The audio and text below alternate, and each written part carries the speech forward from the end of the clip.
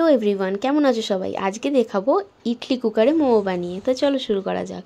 তো এখানে চিকেন নিয়ে চলে এসেছি, আর বিকালবেলা একটুখানি মায়ের জন্য বাবার জন্য কফি বানাচ্ছিলাম, আর আমার জন্য এখানে দুধ কেশর দিয়ে নিয়ে নিয়েছি। দেন এখানে আমি চিকেনটাকে ধুয়ে নিয়েছি। এরপর এখানে ময়দা আর নুন আর সামান্য তেল দিয়ে ময়দাটাকে মাখিয়ে নেব।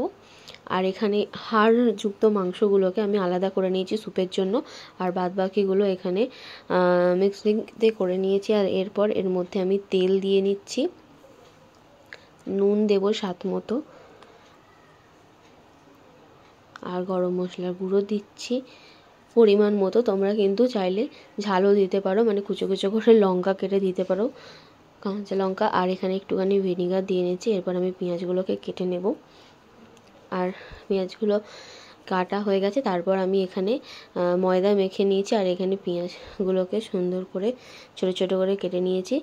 তারপর এটাকে ভালো করে মেখে নিয়ে আমি রেখে দেবো অনেকক্ষণ। চলো এবার আমি এখানে ময়দার এই ছোটো ছোটো করে ডোগুলো করে নিই। আমি ময়দা দিয়ে আস্তে আস্তে একটা একটা করে বেলে নিচ্ছি।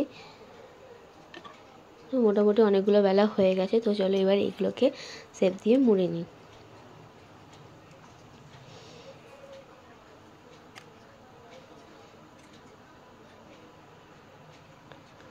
তোমরা এখানে তোমাদের পরিমাণ মতো চিকেনটা দিয়ে একটা যে কোনো শেপ দিয়ে নিও। এখানে আমি দিয়ে নিয়েছি, আর একটা বাটিতে এখানে আদা রসুন ছোটো ছোটো করে কুচি করে নিয়েছি। আর এই দেখো, এটা হচ্ছে ইডলি মেকার। এটা আমি প্রথমে ইডলি মেকারের ওপরে অয়েল ব্রাশ করে নিচ্ছি, যাতে একটা একটা না জড়িয়ে না যায়। এরপর আমি এক একটা করে সাজিয়ে নেব।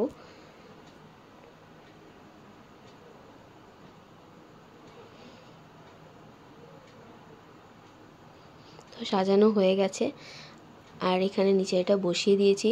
এর মধ্যে তেল আর আদা রসুন কুচি আর পেঁয়াজ কুচি দিয়ে ভালো করে নাড়াচাড়া করে নেব। কিছুক্ষণ নাড়াচাড়া করে এর ওপর দিয়ে দেব জল, তারপর দিয়ে নেব স্বাদ মতো নুন, আর বাকি কেটে রাখা চিকেনগুলো। এরপরে আমি জলটা গরম হয়ে গেলে এগুলোতে সাজিয়ে রাখা প্লেটগুলো বসিয়ে দেব।